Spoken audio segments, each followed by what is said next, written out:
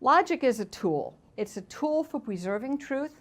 It lets us start with things we know, apply logic, and derive conclusions that are guaranteed to be true if the original inputs were true.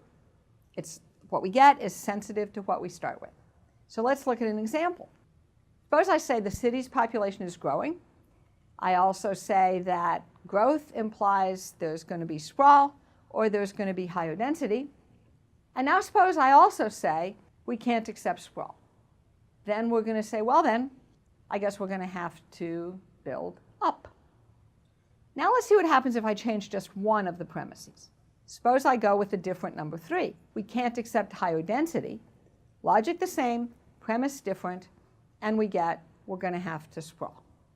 Choose your premise, determine your outcome. Now let's look at another example. Let's see what happens when we don't have quite enough premises to get anywhere.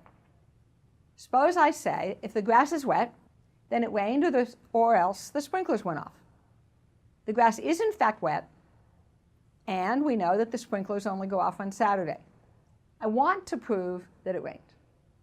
And it seems like we ought to be able to do that, but with the logic rules we've got, we are actually stuck. The problem is we don't know what day of the week it is. So you say, oh, I forgot to tell you, it's Wednesday. Now surely you can do the proof. And I say, well, not really. As people, we would say, sure.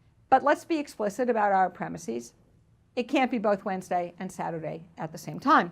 So now we've got a problem, right? The grass is in fact wet, so it had to rain or the sprinklers went off.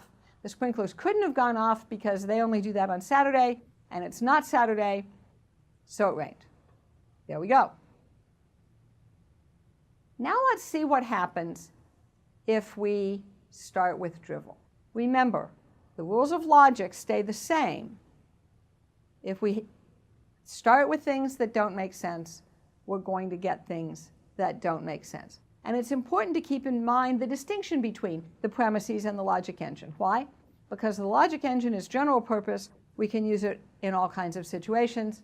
But remember that it won't work for us if we don't start with reasonable stuff. So let's start with junk. Very similar example to the last one. Only this time we say if the grass is wet, then it rained, or the king of France is a unicorn. As before, the grass is wet. And now let's say something about when something happens, it only rains in the winter. Again, we're stuck because we don't know when it is. And you say, oh, well, no problem. It's summer.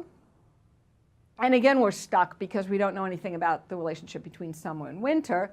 We haven't been explicit about it. And you say, oh, well, that's fine. It can't be both summer and winter.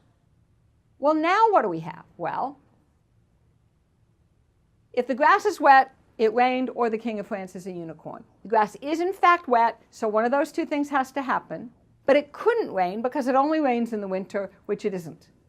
So we've got the king of France is a unicorn. Same logic, slightly different premises, drivel in, drivel out. So the key is that logic's a powerful tool. It preserves truth, but what you actually get out is critically dependent on what you put in.